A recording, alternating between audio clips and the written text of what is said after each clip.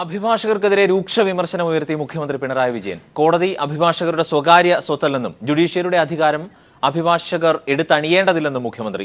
അതിരുവിട്ടാൽ സർക്കാർ ചെയ്യേണ്ടത് ചെയ്യുമെന്നും മുഖ്യമന്ത്രി പ്രതികരിച്ചു. മറ്റ് സ്വാതന്ത്ര്യങ്ങൾ ഉണ്ട് എങ്കിലേ പത്രസ്വാതന്ത്ര്യം ഉണ്ടാകുമെന്നും മുഖ്യമന്ത്രി പറഞ്ഞു. സാലി മുഹമ്മദ് ചേരുന്നു. സാലി, എന്തൊക്കെയാണ് അദ്ദേഹം പറഞ്ഞത്? അതിനിശ്ചിതമായ വിമർശനമാണ് അഭിഭാഷകർക്കെതിരെ മുഖ്യമന്ത്രി നടത്തിയത്. അഭിഭാഷകരുടെ പ്രവൃത്തി ഒരു തരത്തിലും അംഗീകരിക്കാനാവുന്നില്ല. കോടതികൾ സ്വകാര്യ സ്വത്താണെന്ന് ധാരണ അഭിഭാഷകർക്ക് ഉണ്ടാവേണ്ടതില്ല എന്നായിരുന്നു മുഖ്യമന്ത്രി പറഞ്ഞത്. കോടതിയിൽ ആര് കയറണം ആര് കയറണ്ട എന്ന് തീരുമാനിക്കാനുള്ള അധികാരികളല്ല അഭിഭാഷകർ. അവർ അധികാരികൾ ചമയേണ്ടതില്ല. കോടതി രാജ്യത്തിന്റെ പൊതുസ്വത്താണ് അദ്ദേഹം പറഞ്ഞു. ജുഡീഷ്യറിക്കുള്ള അധികാരം അഭിഭാഷകർ എടുത്തണിയരുത്. ജഡ്ജിമാർക്കുള്ള അധികാരം തങ്ങൾക്കുണ്ടെന്ന തെറ്റിദ്ധാരണയും അഭിഭാഷകർക്ക് വേണ്ട എന്ന് മുഖ്യമന്ത്രി പറഞ്ഞു. പത്രസ്വാതന്ത്ര്യത്തിനുള്ള കടന്നുകയറ്റമാണ് ഇത്തരം സംഭവങ്ങളിലൂടെ നടക്കുന്നത്. അഭിഭാഷകർ നിയമം ലംഘിക്കുകയാണ്. നിയമം ലംഘിക്കപ്പെടാതെ നോക്കലാണ് സർക്കാരിന്റെ ചുമതല. അതുകൊണ്ട് അതിരുവിട്ടാൽ ആ നിയമം പാലിക്കാൻ ഒരു ഭരണകൂടം എന്തൊക്കെ ചെയ്യണോ അതെല്ലാം സർക്കാർ ചെയ്യുക തന്നെ ചെയ്യും എന്ന് അഭിഭാഷകർക്ക് താക്കീതായി തന്നെ പറഞ്ഞു. അദ്ദേഹം പറഞ്ഞ മറ്റു കാര്യം, മാധ്യമ സ്വാതന്ത്ര്യം നിലം തൊടാതെ നിൽക്കുന്ന ഒന്നല്ല.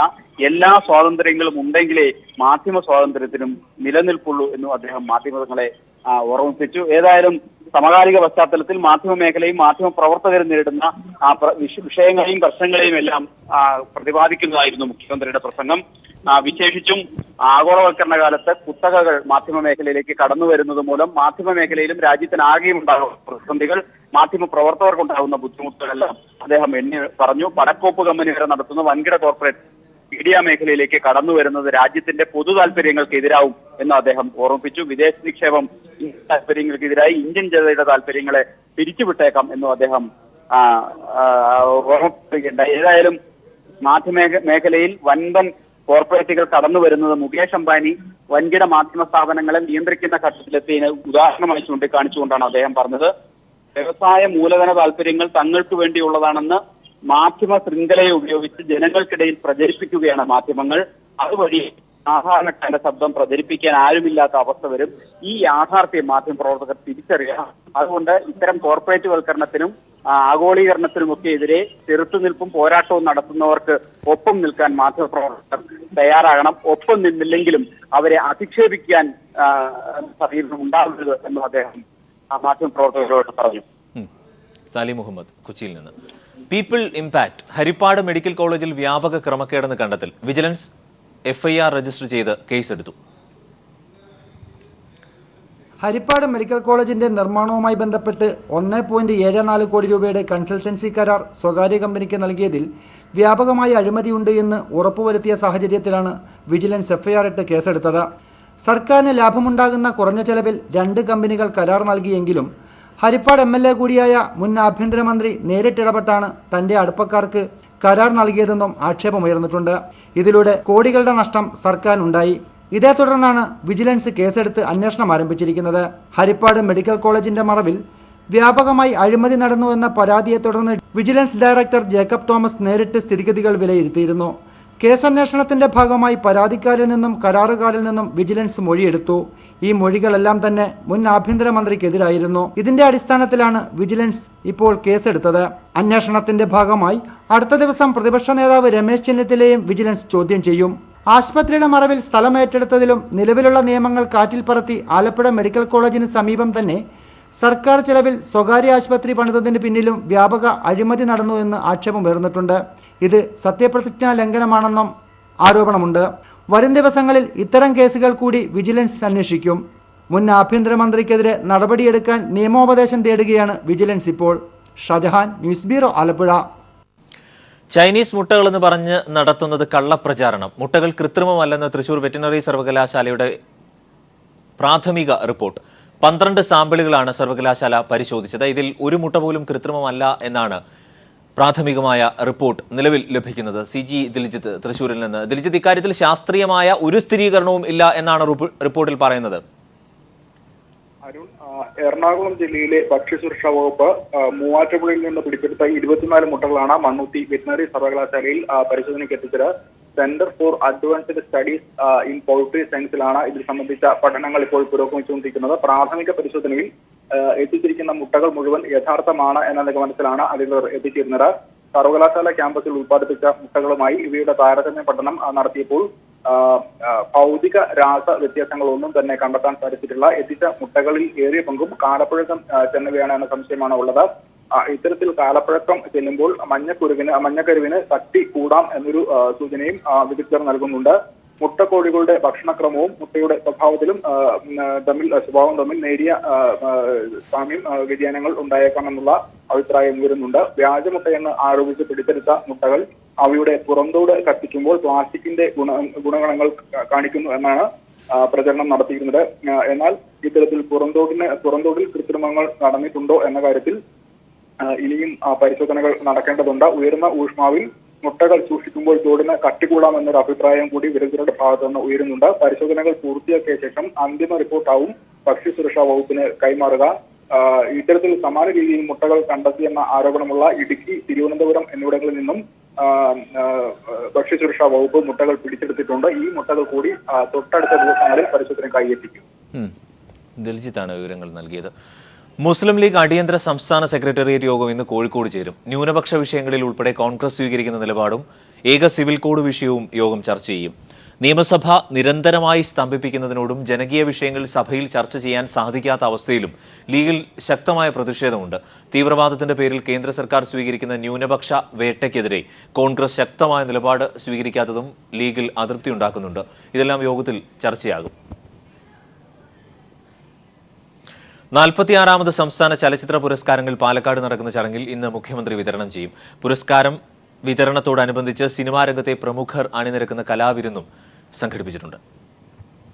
വൈകിട്ട് 5 മണിയോടെ പാലക്കാടൻ കലകളുടെ അവതരണത്തോടെയാണ് അവാർഡ് വിതരണ ചടങ്ങിന് തുടക്കമാവുക. തുടർന്ന് തിരുവനന്തപുരം സമുദ്രയും ഫിറോസ് ഖാനും സംഘവും ചേർന്നൊരുക്കുന്ന സംഗീത നൃത്തശില്പം വേദിയിലെത്തും.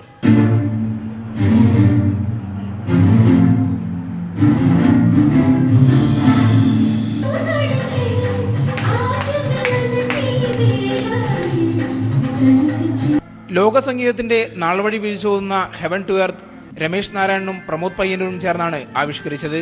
രമേശ് നാരായണൻ സാറ് ഈ മ്യൂസിക്കിനെയൊക്കെ നമ്മുടെ ലോക ചലച്ചിത്ര വേദിയിൽ ബാക്ക് മ്യൂസിക്കിൽ നിന്ന് തുടങ്ങി ബിഥോവനെ പോലുള്ള ഗ്രേറ്റ് മ്യൂസിഷ്യന്മാരിൽ നിന്ന് തുടങ്ങി പിന്നെ സൈഗാളിലേക്ക് വന്ന് ത്യാഗരാജ ഭാഗവതരിലേക്ക് വന്ന് പിന്നെ സ്വാതി തിരുനാളിലേക്ക് വന്ന് പിന്നീട് നമ്മുടെ മലയാളത്തിൻ്റെ ഗാന സംസ്കൃതിയിലേക്ക് വരുന്നതിൻ്റെ ഇവല്യൂഷനാണ് ഇതിലൂടെ നമ്മൾ ലക്ഷ്യമിടുന്നത്. അതിന് വളരെ മനോഹരമായിട്ട് സമുദ്രയിലെ ടീം അംഗങ്ങളും അതുപോലെ തന്നെ ഫിറോസ് ഖാന്റെ നേതൃത്വത്തിലുള്ള നൃത്തസംഘവും ഒക്കെ ഒത്തുചേർന്നിട്ടാണ് ഇത് ചെയ്യുന്നത്. സമഗ്ര സംഭാവനയ്ക്കുള്ള JC ഡാനിയൽ പുരസ്കാരം സംവിധായകൻ KG ജോർജ് മുഖ്യമന്ത്രി പിണറായി വിജയനിൽ നിന്ന് ഏറ്റുവാങ്ങും. മലയാള സിനിമാ രംഗത്ത് 50 വർഷം പൂർത്തിയാക്കിയ പ്രതിഭകളെ ചടങ്ങിൽ ആദരിക്കും. ഗോൾഡൻ റീൽ പുരസ്കാരം നേടിയ റസൂൽ പൂക്കുട്ടിയും ആദരം ഏറ്റുവാങ്ങും. ദുൽഖർ സൽമാൻ, പാർവതി എന്നിവരടക്കം 48 പേരാണ് അവാർഡ് ഏറ്റുവാങ്ങുക. ചലച്ചിത്ര രംഗത്തെ പ്രമുഖർ അണിനിരക്കുന്ന നൃത്ത സംഗീത പരിപാടിയും കോമഡി ഷോയും അവാർഡ് വിതരണത്തിന് ശേഷം വേദിയിലെത്തും. News bureau, Palakkad. പുഞ്ചകൃഷിക്കായി നിലം തയ്യാറാക്കുകയാണ് അപ്പർ കുട്ടനാട് മേഖലയിലെ കർഷകർ. കൃഷിക്ക് ആവശ്യമായ വളത്തിനുള്ള സബ്സിഡി മാത്രമാണ് സർക്കാരിൽ നിന്നും ഇവർക്ക് കിട്ടുന്ന സഹായം. ഇത്തവണ പുതിയ സർക്കാർ കൂടുതൽ തുക പുഞ്ചകൃഷിക്കായി അനുവദിക്കുമെന്ന പ്രതീക്ഷയിലാണ് കർഷകർ. കുട്ടനാടിലെ പാടങ്ങളിൽ വർഷത്തിൽ 2 തവണ വിത്തിറക്കി കൊയ്തെടുക്കുമ്പോൾ അപ്പർ കുട്ടനാട്ടിൽ വർഷത്തിൽ 1 തവണ മാത്രമാണ് കൃഷി ഇറക്കുക പതിവ്. വെള്ളപ്പൊക്ക ഭീഷണിയെ തുടർന്നാണ് ഇത്തരത്തിൽ സംഭവിക്കുന്നത്. മോട്ടോറുകൾ ഉപയോഗിച്ച് പാടത്തെ വെള്ളം വറ്റിച്ചാണ് നിലം ഉണക്കുന്നത്.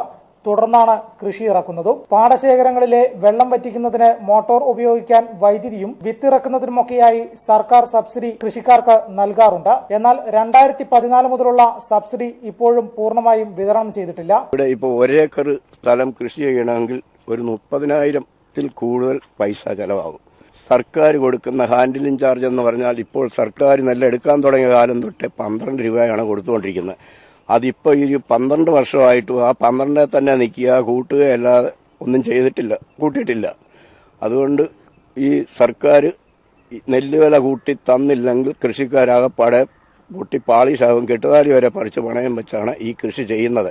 കർഷകരിൽ നിന്നും പാടശേഖര സമിതി പണം പിരിച്ച് കുടിശ്ശിക തീർത്തു നൽകിയാൽ മാത്രമേ പുഞ്ചകൃഷിയിലെ വെള്ളം വറ്റിക്കുന്നതിന് ആവശ്യമായ വൈദ്യുതി ഉദ്യോഗസ്ഥർ നൽകുകയുള്ളൂ. അപ്പർ കുട്ടനാടിന് പുറമെ സംസ്ഥാനത്താകെയുള്ള പാടശേഖരങ്ങളിലും സബ്സിഡി കുടിശ്ശിക തീർത്തു നൽകിയിട്ടില്ല. പുഞ്ചകൃഷി മികച്ചതാക്കാൻ ആവശ്യമായ സർക്കാർ സഹായത്തിനായി കാത്തിരിക്കുകയാണ് അപ്പർ കുട്ടനാട് മേഖലയിലെ നെൽകർഷകർ. News bureau, Pathanamthitta. കേരള സാഹിത്യ അക്കാദമിക്ക് ഇന്ന് 60 വയസ്സ് തികയുന്നു. 1956 ഒക്ടോബർ 15-നാണ് സാഹിത്യ അക്കാദമിയുടെ പ്രവർത്തനം ആരംഭിച്ചത്. ഒരു വർഷം നീണ്ടു നിൽക്കുന്ന 60ാം വാർഷിക ആഘോഷങ്ങൾ മുഖ്യമന്ത്രി പിണറായി വിജയൻ ഇന്ന് ഉദ്ഘാടനം ചെയ്യും. കേരള പിറവിക്ക് 15 ദിവസം മുമ്പാണ് സാഹിത്യ അക്കാദമിയുടെ പിറവി. 1956 ആഗസ്റ്റ് 15-ന് തിരുക്കൊച്ചി സർക്കാരാണ് സാഹിത്യ അക്കാദമി രൂപീകരിച്ചത്. 56 ഒക്ടോബർ 15-ന് കനകക്കുന്ന് കൊട്ടാരത്തിൽ ഔദ്യോഗികമായി ഉദ്ഘാടനം കഴിഞ്ഞു. സർദാർ KM പണിക്കരായിരുന്നു ആദ്യ പ്രസിഡന്റ്. 1958-ലാണ് അക്കാദമി തൃശൂരിലേക്ക് മാറ്റിയത്. 60ാം പിറന്നാളിൽ ഒരു വർഷം നീളുന്ന വിവിധ പരിപാടികൾ അക്കാദമി ആസൂത്രണം ചെയ്തിട്ടുണ്ട്. സാംസ്കാരികമായിട്ടുള്ള ഒരു കേരളത്തിന്റെ അടിത്തറ എന്താണ്, ഈ ഒരു ആശയത്തിലേക്ക് നമ്മളെ വിദ്യാർത്ഥി യുവജന വിഭാഗങ്ങളെ കൊണ്ടുവരാൻ വേണ്ടിയിട്ട് അടിസ്ഥാന തലങ്ങളിൽ, അതായത് ഗ്രാസ് റൂട്ട് ലെവലിൽ അക്കാദമി പ്രവർത്തിക്കും. 60 വയസ്സ് തികയുമ്പോഴും പൊതുമരാമത്ത് വകുപ്പിന് ₹1 വാടകയ്ക്കാണ് അക്കാദമി പ്രവർത്തിക്കുന്നത്. ഉടമസ്ഥാവകാശം സ്വന്തമാക്കാനുള്ള നടപടികൾ എത്രയും പെട്ടെന്ന് പൂർത്തീകരിക്കാനുള്ള ശ്രമത്തിലാണ് പുതിയ ഭരണസമിതി. ഒരു വർഷം നീണ്ടു നിൽക്കുന്ന 60ാം വാർഷിക ആഘോഷങ്ങൾ മുഖ്യമന്ത്രി പിണറായി വിജയൻ ഇന്ന് ഉദ്ഘാടനം ചെയ്യും. News bureau, Thrissur. കേരള കാർഷിക സർവകലാശാലയിൽ അസിസ്റ്റന്റ് തസ്തികയിലേക്കുള്ള ഒഴിവുകൾ PSCക്ക് റിപ്പോർട്ട് ചെയ്യുന്നില്ലെന്ന ആക്ഷേപം. ഒഴിവുള്ള 206-ൽ 103 തസ്തികകൾ മാത്രമാണ് റിപ്പോർട്ട് ചെയ്തത്. സർക്കാർ നിർദ്ദേശം മറികടന്ന് ഒഴിവുകൾ മറച്ചുവെക്കുന്നതിനെതിരെ റാങ്ക് ഹോൾഡേഴ്സിന്റെ നേതൃത്വത്തിൽ സർവകലാശാലയ്ക്ക് മുന്നിൽ ധർണ നടത്തി. ഹൈക്കോടതി ഉത്തരവിനെ തുടർന്ന് PSCക്ക് വിട്ട സർവകലാശാല അസിസ്റ്റന്റ് നിയമനമാണ് അനിശ്ചിതമായി നീണ്ടുപോകുന്നത്. കാർഷിക സർവകലാശാലയിൽ ആകെയുള്ള 336 തസ്തികകളിൽ 206 എണ്ണം ഒഴിഞ്ഞുകിടക്കുകയാണ്. എന്നാൽ അധികൃതർ PSCക്ക് റിപ്പോർട്ട് ചെയ്തതാകട്ടെ വെറും 103 എണ്ണവും. പ്രതീക്ഷിത ഒഴിവുകൾ റിപ്പോർട്ട് ചെയ്യാനുള്ള സർക്കാർ നിർദ്ദേശം അവഗണിച്ച സർവകലാശാല മറച്ചുവെച്ചത് 103 ഒഴിവുകൾ. ഇതോടെയാണ് റാങ്ക് ഹോൾഡേഴ്സ് പ്രതിഷേധവുമായി രംഗത്തെത്തിയത്. ഒട്ടനവധി താൽക്കാലിക ജീവനക്കാർ സമാന തസ്തികകളിൽ നിയമനം നേടിയെന്നാണ് ലിസ്റ്റിൽ ഉൾപ്പെട്ടവരുടെ ആക്ഷേപം. അർഹരായ ഞങ്ങളെ യൂണിവേഴ്സിറ്റി ലിസ്റ്റിലുള്ള ആളുകളെ പുറത്തു നിർത്തിയിട്ട് ഈ അർഹതയില്ലാത്ത ആളുകളെ ഒരു പരീക്ഷയൊന്നും എഴുതാതെ ഒരു കഷ്ടപ്പാടും ഇല്ലാതെ ഉള്ളിൽ നിന്ന് സർക്കാർ ശമ്പളം മേടിച്ചുകൊണ്ടിരിക്കുകയാണ് താൽക്കാലികക്കാർ. പരാതിയുമായി എത്തിയ റാങ്ക് ഹോൾഡേഴ്സിന് തൃപ്തികരമായ മറുപടികൾ നൽകാൻ സർവകലാശാല അധികൃതർ തയ്യാറായില്ല. നിയമനങ്ങൾക്കുള്ള ഫണ്ടില്ല എന്നതാണ് വിശദീകരണം. സമരം ഫലം കണ്ടില്ലെങ്കിൽ 18 മുതൽ അനിശ്ചിതകാല സമരം ആരംഭിക്കാനാണ് റാങ്ക് ഹോൾഡേഴ്സിന്റെ തീരുമാനം. News bureau, Thrissur. പുനലൂർ ചെങ്കോട്ട റെയിൽപാത പൈതൃക പാതയായി നിലനിർത്തുന്നതിന്റെ ഭാഗമായി 13 കണ്ണറ പാലത്തിന്റെ തൂണുകൾ പൂർവ്വസ്ഥിതിയിലെത്തിക്കാനുള്ള നിർമ്മാണ പ്രവർത്തനങ്ങൾ അന്തിമഘട്ടത്തിലെത്തി. മൈസൂരിലെ കൃഷ്ണഗിരിയിൽ നിന്നാണ് ഇതിനുള്ള പാറയിൽ തീർത്ത സ്ലാബുകൾ എത്തിച്ച് പാകുന്നത്. 3 കോടിയാണ് പാലത്തിന്റെ പഴയ പ്രൗഢി വീണ്ടെടുക്കാൻ റെയിൽവേ ചെലവിടുന്നത്.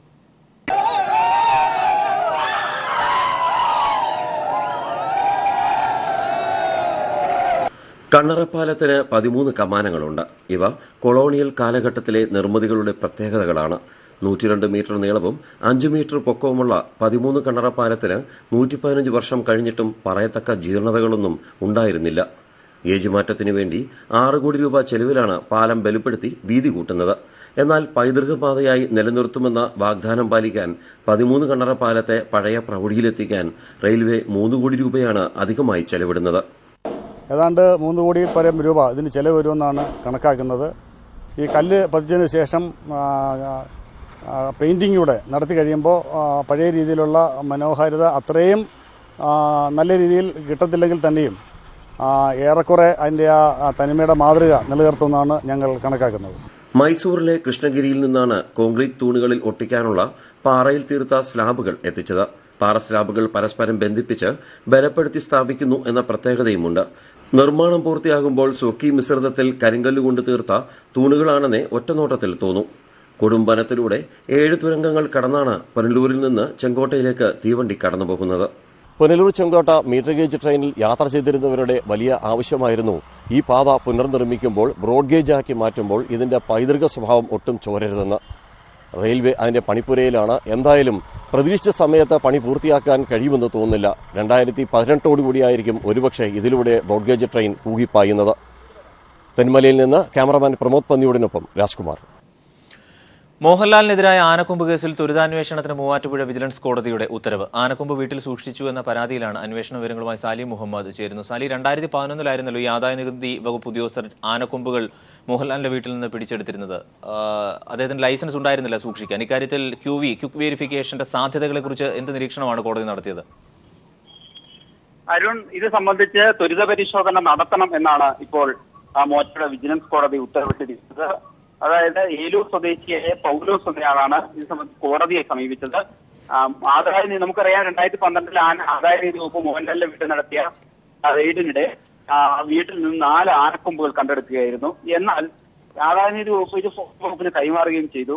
എന്നാൽ ഇത് സംബന്ധിച്ച് തുടർ നടപടികൾ വനം വകുപ്പ് വലിയ വീഴ്ച വരുത്തി. സാധാരണ നിലയിൽ ഈ ആനക്കൊമ്പുകൾ കണ്ടെടുത്ത് ഫോറസ്റ്റ് കൈവശപ്പെടുത്തിയിട്ട് ആനക്കൊമ്പ് സൂക്ഷിച്ച ആൾക്കെതിരെയും അത് കൈമാറിയ ആൾക്കെതിരെയും ഒക്കെ കേസെടുക്കണമെന്നുള്ളതാണ് നിയമം. പക്ഷെ അത്തരത്തിൽ കേസുണ്ടായില്ല.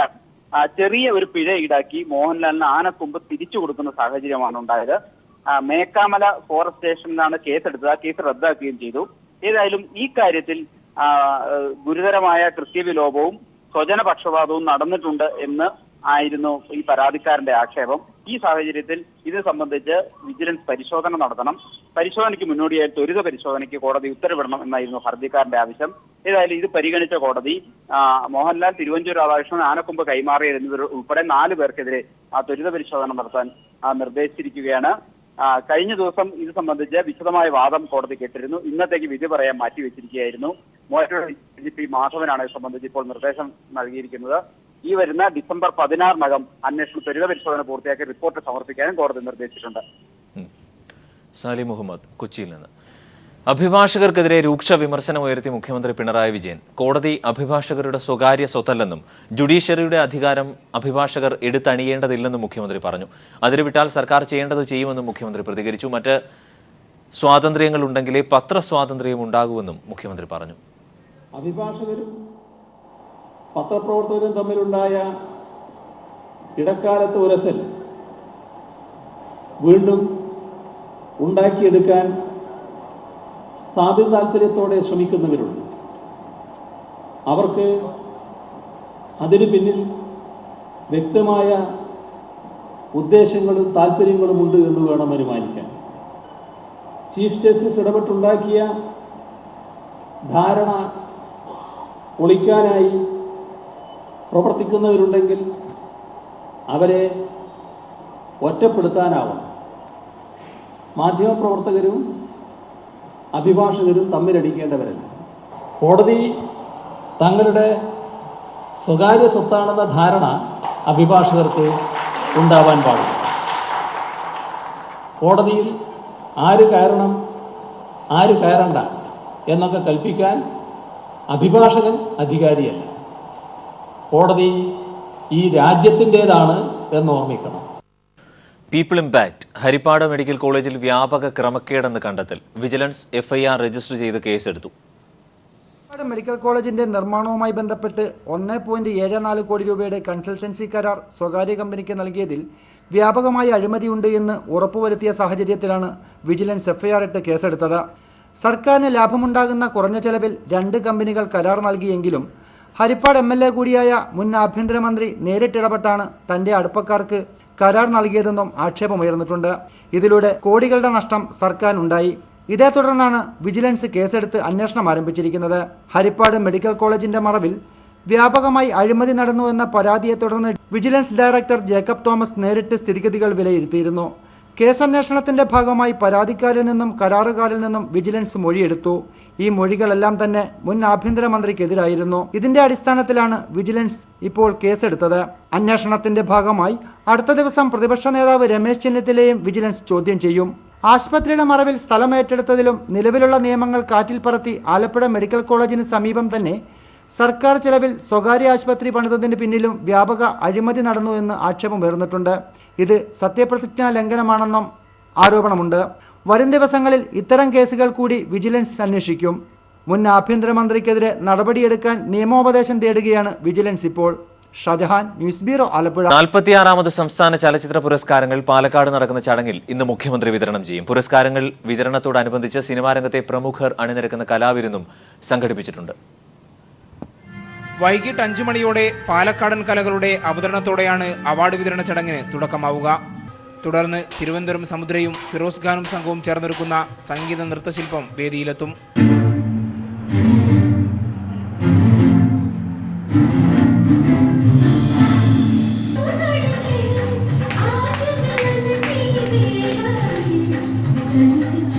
ലോക സംഗീതത്തിന്റെ നാൾവഴി വീഴ്ചോതുന്ന ഹെവൻ ടു എർത്ത്, രമേശ് നാരായണനും പ്രമോദ് പയ്യന്നൂരും ചേർന്നാണ് ആവിഷ്കരിച്ചത്. രമേശ് നാരായണൻ സാറ് ഈ മ്യൂസിക്കിനെയൊക്കെ നമ്മുടെ ലോക ചലച്ചിത്ര വേദിയിലെ ബാക്ക് മ്യൂസിക്കിൽ നിന്ന് തുടങ്ങി ബിഥോവനെ പോലുള്ള ഗ്രേറ്റ് മ്യൂസിഷ്യന്മാരിൽ നിന്ന് തുടങ്ങി പിന്നെ സൈഗാളിലേക്ക് വന്ന് ത്യാഗരാജ ഭാഗവതരിലേക്ക് വന്ന് പിന്നെ സ്വാതി തിരുനാളിലേക്ക് വന്ന് പിന്നീട് നമ്മുടെ മലയാളത്തിൻ്റെ ഗാന സംസ്കൃതിയിലേക്ക് വരുന്നതിൻ്റെ ഇവല്യൂഷനാണ് ഇതിലൂടെ നമ്മൾ ലക്ഷ്യമിടുന്നത്. അതിന് വളരെ മനോഹരമായിട്ട് സമുദ്രയിലെ ടീം അംഗങ്ങളും അതുപോലെ തന്നെ ഫിറോസ് ഖാന്റെ നേതൃത്വത്തിലുള്ള നൃത്ത സംഘവും ഒക്കെ ഒത്തുചേർന്നിട്ടാണ് ഇത് ചെയ്തത്. സമഗ്ര സംഭാവനയ്ക്കുള്ള ജെ.സി. ഡാനിയൽ പുരസ്കാരം സംവിധായകൻ കെ.ജി. ജോർജ് മുഖ്യമന്ത്രി പിണറായി വിജയനിൽ നിന്ന് ഏറ്റുവാങ്ങും. മലയാള സിനിമാ രംഗത്ത് 50 വർഷം പൂർത്തിയാക്കിയ പ്രതിഭകളെ ചടങ്ങിൽ ആദരിക്കും. ഗോൾഡൻ റീൽ പുരസ്കാരം നേടിയ റസൂൽ പൂക്കുട്ടിയും ആദരം ഏറ്റുവാങ്ങും. ദുൽഖർ സൽമാൻ, പാർവതി എന്നിവരടക്കം 42 പേരാണ് അവാർഡ് ഏറ്റുവാങ്ങുക. ചലച്ചിത്ര രംഗത്തെ പ്രമുഖർ അണിനിരക്കുന്ന നൃത്ത സംഗീത പരിപാടിയും കോമഡി ഷോയും അവാർഡ് വിതരണത്തിന് ശേഷം വേദിയിലെത്തും. News bureau, Palakkad. പുഞ്ചകൃഷിക്കായി നിലം തയ്യാറാക്കുകയാണ് അപ്പർ കുട്ടനാട് മേഖലയിലെ കർഷകർ. കൃഷിക്ക് ആവശ്യമായ വളത്തിനുള്ള സബ്സിഡി മാത്രമാണ് സർക്കാരിൽ നിന്നും ഇവർക്ക് കിട്ടുന്ന സഹായം. ഇത്തവണ പുതിയ സർക്കാർ കൂടുതൽ തുക പുഞ്ചകൃഷിക്കായി അനുവദിക്കുമെന്ന പ്രതീക്ഷയിലാണ് കർഷകർ. കുട്ടനാട്ടിലെ പാടങ്ങളിൽ വർഷത്തിൽ 2 തവണ വിത്തിറക്കി കൊയ്തെടുക്കുമ്പോൾ അപ്പർ കുട്ടനാട്ടിൽ വർഷത്തിൽ 1 തവണ മാത്രമാണ് കൃഷി ഇറക്കുക പതിവ്. വെള്ളപ്പൊക്ക ഭീഷണിയെ തുടർന്നാണ് ഇത്തരത്തിൽ സംഭവിക്കുന്നത്. മോട്ടോറുകൾ ഉപയോഗിച്ച് പാടത്തെ വെള്ളം വറ്റിച്ചാണ് നിലം ഉണക്കുന്നത്. തുടർന്നാണ് കൃഷി ഇറക്കുന്നതും. പാടശേഖരങ്ങളിലെ വെള്ളം വറ്റിക്കുന്നതിന് മോട്ടോർ ഉപയോഗിക്കാൻ വൈദ്യുതിയും വിത്തിറക്കുന്നതിനുമൊക്കെയായി സർക്കാർ സബ്സിഡി കൃഷിക്കാർക്ക് നൽകാറുണ്ട്. എന്നാൽ 2014 മുതലുള്ള സബ്സിഡി ഇപ്പോഴും പൂർണ്ണമായും വിതരണം ചെയ്തിട്ടില്ല. ഇവിടെ ഇപ്പോൾ 1 ഏക്കർ സ്ഥലം കൃഷി ചെയ്യണമെങ്കിൽ ഒരു 30,000-ൽ കൂടുതൽ പൈസ ചെലവാകും. സർക്കാർ കൊടുക്കുന്ന ഹാൻഡിലിംഗ് ചാർജ് എന്ന് പറഞ്ഞാൽ ഇപ്പോൾ സർക്കാർ നെല്ലെടുക്കാൻ തുടങ്ങിയ കാലം തൊട്ട് 12 രൂപയാണ് കൊടുത്തുകൊണ്ടിരിക്കുന്നത്. അതിപ്പോൾ ഈ 12 വർഷമായിട്ടും ആ 12 തന്നെ നിൽക്കുക, കൂട്ടുകയല്ലാതെ ഒന്നും കൂട്ടിയിട്ടില്ല. അതുകൊണ്ട് ഈ സർക്കാർ നെല്ലുവില കൂട്ടി തന്നില്ലെങ്കിൽ കൃഷിക്കാരാകപ്പാടെ പൊട്ടി പാളിഷാകും. കെട്ടുതാലി വരെ പറിച്ച് പണയം വെച്ചാണ് ഈ കൃഷി ചെയ്യുന്നത്. കർഷകരിൽ നിന്നും പാടശേഖര സമിതി പണം പിരിച്ച് കുടിശ്ശിക തീർത്തു നൽകിയാൽ മാത്രമേ പുഞ്ചകൃഷിയിലെ വെള്ളം വറ്റിക്കുന്നതിന് ആവശ്യമായ വൈദ്യുതി ഉദ്യോഗസ്ഥർ നൽകുകയുള്ളൂ. അപ്പർ കുട്ടനാടിന് പുറമെ സംസ്ഥാനത്താകെയുള്ള പാടശേഖരങ്ങളിലും സബ്സിഡി കുടിശ്ശിക തീർത്തു നൽകിയിട്ടില്ല. പുഞ്ചകൃഷി മികച്ചതാക്കാൻ ആവശ്യമായ സർക്കാർ സഹായത്തിനായി കാത്തിരിക്കുകയാണ് അപ്പർ കുട്ടനാട് മേഖലയിലെ നെൽകർഷകർ. News bureau, Pathanamthitta. കേരള സാഹിത്യ അക്കാദമിക്ക് ഇന്ന് 60 വയസ്സ് തികയുന്നു. 1956 ഒക്ടോബർ 15-നാണ് സാഹിത്യ അക്കാദമിയുടെ പ്രവർത്തനം ആരംഭിച്ചത്. 1 വർഷം നീണ്ടു നിൽക്കുന്ന 60ാം വാർഷിക ആഘോഷങ്ങൾ മുഖ്യമന്ത്രി പിണറായി വിജയൻ ഇന്ന് ഉദ്ഘാടനം ചെയ്യും. കേരള പിറവിക്ക് 15 ദിവസം മുമ്പാണ് സാഹിത്യ അക്കാദമിയുടെ പിറവി. 1956 ആഗസ്റ്റ് 15-ന് തിരുക്കൊച്ചി സർക്കാരാണ് സാഹിത്യ അക്കാദമി രൂപീകരിച്ചത്. 56 ഒക്ടോബർ 15-ന് കനകക്കുന്ന് കൊട്ടാരത്തിൽ ഔദ്യോഗികമായി ഉദ്ഘാടനം കഴിഞ്ഞു. സർദാർ കെ.എം. പണിക്കരായിരുന്നു ആദ്യ പ്രസിഡന്റ്. 1958-ലാണ് അക്കാദമി തൃശൂരിലേക്ക് മാറ്റിയത്. 60ാം പിറന്നാളിൽ 1 വർഷം നീളുന്ന വിവിധ പരിപാടികൾ അക്കാദമി ആസൂത്രണം ചെയ്തിട്ടുണ്ട്. സാംസ്കാരികമായിട്ടുള്ള ഒരു കേരളത്തിന്റെ അടിത്തറ എന്താണ്, ഈ ഒരു ആശയത്തിലേക്ക് നമ്മളെ വിദ്യാർത്ഥി യുവജന വിഭാഗങ്ങളെ കൊണ്ടുവരാൻ വേണ്ടിയിട്ട് അടിസ്ഥാന തലങ്ങളിൽ, അതായത് ഗ്രാസ് റൂട്ട് ലെവലിൽ അക്കാദമി പ്രവർത്തിക്കും. 60 വയസ്സ് തികയുമ്പോഴും പൊതുമരാമത്ത് വകുപ്പിന് 1 രൂപ വാടകയ്ക്കാണ് അക്കാദമി പ്രവർത്തിക്കുന്നത്. ഉടമസ്ഥാവകാശം സ്വന്തമാക്കാനുള്ള നടപടികൾ എത്രയും പെട്ടെന്ന് പൂർത്തീകരിക്കാനുള്ള ശ്രമത്തിലാണ് പുതിയ ഭരണസമിതി. 1 വർഷം നീണ്ടു നിൽക്കുന്ന 60ാം വാർഷിക ആഘോഷങ്ങൾ മുഖ്യമന്ത്രി പിണറായി വിജയൻ ഇന്ന് ഉദ്ഘാടനം ചെയ്യും. News bureau, Thrissur. കേരള കാർഷിക സർവകലാശാലയിൽ അസിസ്റ്റന്റ് തസ്തികയിലേക്കുള്ള ഒഴിവുകൾ PSCക്ക് റിപ്പോർട്ട് ചെയ്യുന്നില്ല എന്ന ആക്ഷേപം. ഒഴിവുള്ള 206-ൽ 103 തസ്തികകൾ മാത്രമാണ് റിപ്പോർട്ട് ചെയ്തത്. സർക്കാർ നിർദ്ദേശം മറികടന്ന് ഒഴിവുകൾ മറച്ചുവെക്കുന്നതിനെതിരെ റാങ്ക് ഹോൾഡേഴ്സിന്റെ നേതൃത്വത്തിൽ സർവകലാശാലയ്ക്ക് മുന്നിൽ ധർണ നടത്തി. ഹൈക്കോടതി ഉത്തരവിനെ തുടർന്ന് PSCക്ക് വിട്ട സർവകലാശാല അസിസ്റ്റന്റ് നിയമനമാണ് അനിശ്ചിതമായി നീണ്ടുപോകുന്നത്. കാർഷിക സർവകലാശാലയിൽ ആകെയുള്ള 336 തസ്തികകളിൽ 206 എണ്ണം ഒഴിഞ്ഞുകിടക്കുകയാണ്.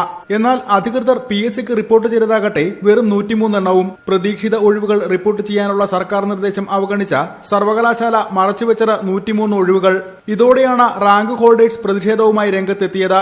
ഒട്ടനവധി താൽക്കാലിക ജീവനക്കാർ സമാന തസ്തികകളിൽ നിയമനം നേടിയെന്നാണ് ലിസ്റ്റിൽ ഉൾപ്പെട്ടവരുടെ ആക്ഷേപം. അപ്പോൾ അർഹരായ ഞങ്ങളെ യൂണിവേഴ്സിറ്റി ലിസ്റ്റിലുള്ള ആളുകളെ പുറത്തു നിർത്തിയിട്ട് ഈ അർഹതയില്ലാത്ത ആളുകളെ ഒരു പരീക്ഷയൊന്നും എഴുതാതെ ഒരു കഷ്ടപ്പാടും ഇല്ലാതെ ഉള്ളിൽ നിന്ന് സർക്കാർ ശമ്പളം മേടിച്ചുകൊണ്ടിരിക്കുകയാണ് താൽക്കാലികക്കാർ. പരാതിയുമായി എത്തിയ റാങ്ക് ഹോൾഡേഴ്സിന് തൃപ്തികരമായ മറുപടികൾ നൽകാൻ സർവകലാശാല അധികൃതർ തയ്യാറായില്ല. നിയമനങ്ങൾക്കുള്ള ഫണ്ടില്ല എന്നതാണ് വിശദീകരണം. സമരം ഫലം കണ്ടില്ലെങ്കിൽ 18 മുതൽ അനിശ്ചിതകാല സമരം ആരംഭിക്കാനാണ് റാങ്ക് ഹോൾഡേഴ്സിന്റെ തീരുമാനം. News bureau, Thrissur. പുനലൂർ ചെങ്കോട്ടയിൽ റെയിൽ പാത പൈതൃക പാതയായി നിലനിർത്തുന്നതിന്റെ ഭാഗമായി 13 കണ്ണറ പാലത്തിന്റെ തൂണുകൾ പൂർവ്വസ്ഥിതിയിലെത്തിക്കാനുള്ള നിർമ്മാണ പ്രവർത്തനങ്ങൾ അന്തിമഘട്ടത്തിലാണ്. മൈസൂരിലെ കൃഷ്ണഗിരിയിൽ നിന്നാണ് ഇതിനുള്ള പാറയിൽ തീർത്ത സ്ലാബുകൾ എത്തിച്ച് പാകുന്നത്. 3 കോടിയാണ് പാലത്തിന്റെ പഴയ പ്രൗഢി വീണ്ടെടുക്കാൻ റെയിൽവേ ചെലവിടുന്നത്.